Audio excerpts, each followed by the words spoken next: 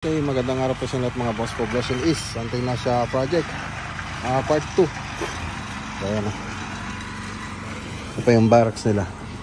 Tapos naka pag-deliver na ng bagong semento. Ayan, yan na. Yung iba doon na naghahalo. So ayan, nakakita nyo, nakapag-boost na po tayo ng footplate foundation, yung foundation po natin. Tapos hollow blast na rin po tayo rito. So meron pang grid beam so pagkatapos.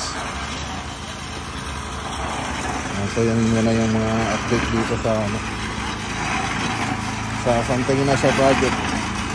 So yung perspective niya nasa harap, kaya tingnan natin.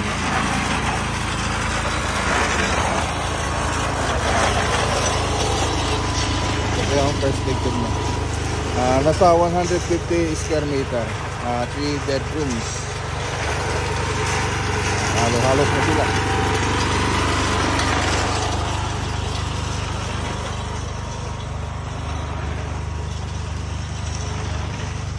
Yung iba hindi pa nabuhusan, so ngayon pa lang po tayo, ngayon natin itutuloy yung mga ibang bubusan. Pero yung iba nakapag-boss na po tayo ng footplate foundation.